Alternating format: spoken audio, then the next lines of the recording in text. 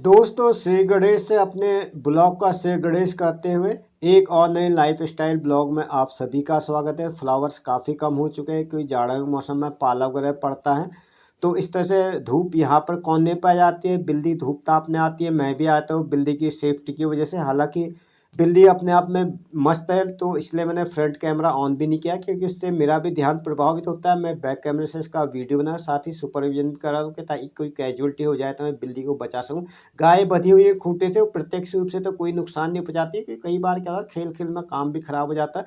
तो इस तरह से बच्चा को अपने आप से चटवाने लगती है और मुंह में मुंह चिपका देती है, पता नहीं क्या कहना चाहती है। हर किसी की अपनी बॉडी लैंग्वेज होती है जो कि हम लोग तो समझ नहीं सकते। जानवरों को भी इससे कहना चाहिए, लार अथवा सलाइवा जो औषधि तत्व होते हैं, जानवर जाता है अपनी बीमारी को इससे ठीक करते हैं। हो सकता है गाय को इससे कुछ पोषक तत्व मिलते हैं, हो सकता है बिल्ली के शरीर की खुजलाहट हो या कुछ भी हो, गाय बिल्ली की भी सफाई वगैरह हो जाती है। तो रोज़ आती है यहाँ पर चटवाती है, और इस तरह से जब भीग जाती है तो एकदम कोने पे आ जाती है, और बुरी तरह से भीग चुकी है तो थोड़ा सा अपने आप को चाटने बाद ये आ गई थी बिस्तर पे।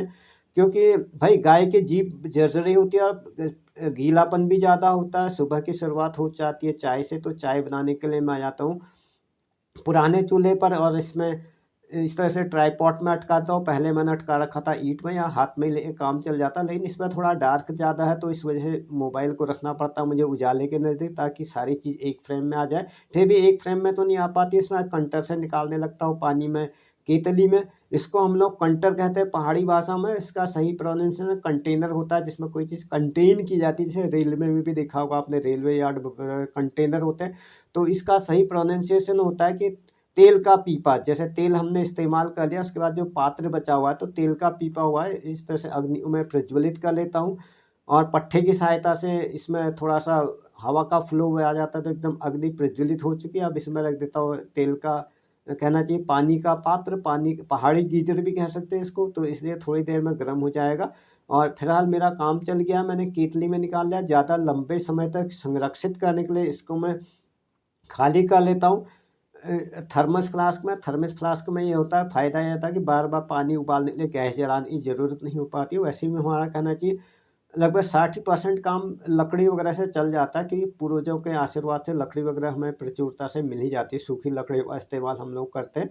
तो इस तरह से मैं आ गया हूँ किचन में, बाकी प्रोसेस मैं गैस में करूँगा। तो इस तरह से केतली में मैंने रख दिया उबलता हुआ पानी। अब ज़्यादा करने की तो ज़रूरत नहीं है, इसमें गैस भी मामूली ही लगती है क्योंकि इसमें चीनी पत्ती और दूध डालना है। लगभग सारा कुछ रेडीमेड है। पानी उबला हो तो बिल्कुल समय भी नहीं लगता है। और बचे हुए पानी का इस्तेमाल, सपोज़ कोई घर में बुजुर्ग है, दवाई वगैरह लेना चाहे या अन्य आवश्यकता में गर्म पानी का इस्तेमाल होता है। जाड़ों में ज़्यादा खपत गर्म पानी की होती है, तो इस तरह से मैं चाय और चीनी डालता हूँ। अब चाय के बारे में तो कहना ही क्या, हमारे बुजुर्ग लोग बताते हैं कि चाय की आदत जो है ब्रिटिशर्स के द्वारा इंडियन को डाली गई। उस टाइम में उन लोगों ने निःशुल्क चाय का वितरण किया था। और वैसे भी पहाड़ी अंचलों में चाय का उत्पादन भी होता था। अंग्रेज़ों ने, कहना चाहिए, चाय के बहुत सारे बागान भी लगाए। उनका मुख्य उद्देश्य चाय एक राजस्व प्राप्ति का साधन थी उस समय में। अब तो खैर ज़्यादातर असम और दार्जिलिंग से आती पहाड़ों में है कहीं पर चाय के बागान है, लेकिन उसमें उतना ज़्यादा उत्पादन नहीं होता जितना जिससे पूरी मांग की जा सके। हमारे बगल में ही भोपाली में चाय के बागान वगैरह हैं, हालांकि मैं वहाँ पर गया नहीं हूँ। तो इस तरह से आपसे बातें करते हैं, तो अब इसमें डाल देता हूँ दूध, बस एकदम बना हुआ है। अब इसको फ़िल्टर करके डाल दूँगा कप में। साथ में बचा हुआ दूध मैं बिल्ली को देता हूँ, और बिल्ली भी मेरा अनुसरण करते हुए आ गई थी। इसी बहाने थोड़ी देर बाहर धूप में बैठे रहेगी तो सूख जाएगी। हालाँकि अब पूरी तरह से सूख चुकी हैं।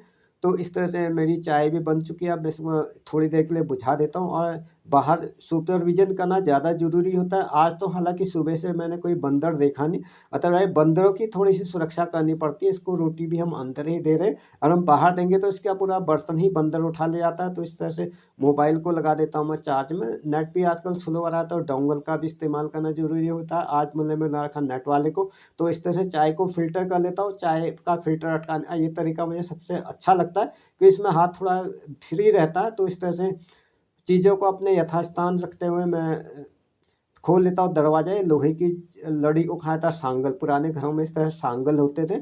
अब तो खैर डंडाले वगैरह है जिनको नट बोल्ट से कहा जाता है। ये सुबह का प्रातःकालीन दृश्य, बारिश काफ़ी समय से नहीं हुई, तो सब जगह खुशकी-खुशकी है, और धूल वगैरह भी ज़्यादा है। पहले हमारे यहाँ भी इतनी ज़्यादा नहीं आते थे, लेकिन लगातार लंबे समय से बारिश न होने से धूल के बारीक कण कई बार आए थे। तो इस तरह से बचे हुए समय का सही इस्तेमाल करते हुए मैं आता हूँ पोछा लगाने के लिए।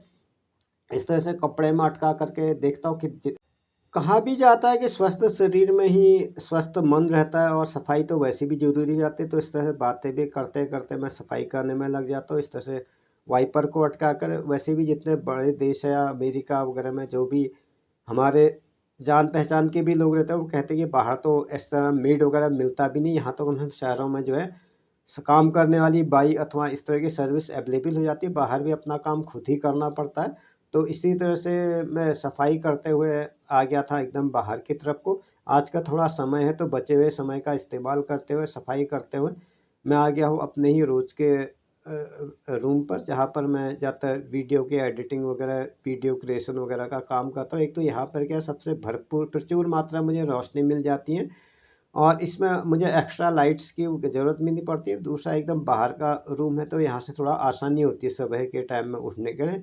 तो इस तरह से वाइपर के माध्यम से सफाई करते हैं, मैं अपने समय का इस्तेमाल करते हुए आपसे बातें करते होते दोनों काम कर रहा हूँ। तो थोड़ा सा क्या है, ये वाइपर एकदम नीचाई तक चले जाता है, झाड़ू में इतना अंदर तक हाथ नहीं जा पाता। कई बार आपने महसूस किया होगा, अगर आप झाड़ू भी देते हो तो पलंग के एकदम नीचे वाला, इसलिए इसकी हाइट जो है काफ़ी लंबाई का है, तो एकदम सब चीज़ के नीचे से चले जाता है। और इस तरह से या सब जगह तो खैर रोज़ डे बाई डे पॉसिबल हो भी नहीं पाता है, और बहुत दिनों के बाद करने में कुछ न कुछ निकल ही आता है। तो इस तरह से आपसे बातें करते करते, सफाई करते करते, और इस तरह से मुझे लग गए थे इस प्रक्रिया में लगभग 1 घंटा तो लग ही जाता कम से कम। अब इसके बाद नहाना धोना सारा काम करते करते निकल जाएगा ये पूरा दिन। तो जो भी है खैर, इस तरह से कट रही मेरी ज़िंदगी। कई सारे लोग कहते हैं, कुछ लोग कमिटमेंट में मिल जाते हैं, या कुछ लोग कहते हैं कि आजकल क्या काम धंधा चल रहा है। तो उन सारी चीज़ों का तो ऑन द वे जवाब देना मैं ठीक नहीं समझता हूँ। तो वीडियो के माध्यम से बता दे रहा हूँ कि मैं अपने आप को किस तरह से व्यस्त रखता हूँ, और कोशिश करता हूँ कुछ अलग तरह का अपने हर ब्लॉग में दिखाऊँ। लेकिन कई बार क्या था, फिर वही रूटीन आ जाता है कि कैब से स्कूल जाना, फिर घर को आना, सामान खरीदना रास्ते में। तो I want to do something like different, ताकि किसी को भी बोरियत ना हो जाए। तो इस तरह से पेयजल की आपूर्ति गाय के लिए करने के लिए मैं आ जाता हूँ। और अब हो गया लगभग दोपहर के बाद का समय।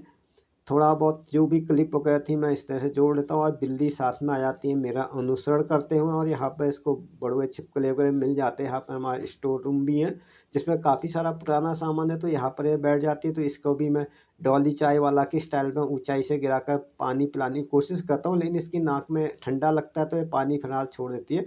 अब इसको एकदम नज़दीक से दे रहा हूँ। तो इस तरह से पहले गाय, ये गाय की ही बच्चियां हैं, इसी की बेटी है। ये दोबारा आ गई खुरापाती बिल्ली, ऐसी है, पता नहीं क्या अपने आप को चटवाना पसंद करती है। सुबह इसकी बच्चा से इन्हें चटवाया, अब यह दोबारा आ गई अपने आप को चटवाने के लिए।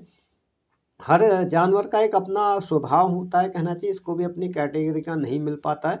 तो इस तरह से दोनों जगह पर अटखेलियाँ करते हुए ये आ जाती है, दोनों गाय के बीच में बैठ जाती है, ताकि कोई भी चाटे। इन जानवरों का इसमें कोई ज़्यादा समय इंटरेस्ट होता भी नहीं है, उसको अभी ज़रूरत है दोबारा से आ गई। देख, जैसा कि आप देख पा रहे हैं, मुझे चाटो कह रही है और एकदम से सामने लेट गई है।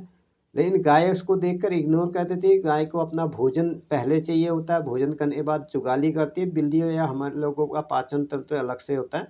तो इस तरह से बिल्ली दोबारा जब गाय के एकदम सामने आती है, तो गाय उसको पीठ से चाटने लगती है, और चाटने से शायद इनको एनर्जेटिक भी मिलता होगा। इस तरह से गेहूँ हमने डाल दिए थे, कल इनको पिसाने जाऊँगा, धो रखे। तो अभी आज थोड़ा-सा बंदर नहीं आ रहे। तो ये था फिर शेड्यूल, और इस तरह से रास्ते की सफाई करते-करते मेरा दिन इसी तरह से निकल जाता है। और पत्ते भी बहुत सारे गिरते रहते हैं। इन पत्तों का सबसे अच्छा फ़ायदा ये होता है कि इसको हम जानवरों के गाय के गोठ में बिछा देते हैं, तो उनसे ठंड वगैरह से थोड़ा बचाव हो जाता है। और दूसरी बात ये है कि थोड़ा बहुत सफाई, तो एक इश्यू हो गया। दूसरा, ये पत्तों के ऊपर अगर आपका पाँव पड़ता है, तो उसमें फिसलन बहुत ज़्यादा हो जाती है, पाँव स्लिप कर जाता है। तो सीमेंट तो ऑलरेडी खुरदुरा होता है, खुरदुरा कंक्रीट का रोड है।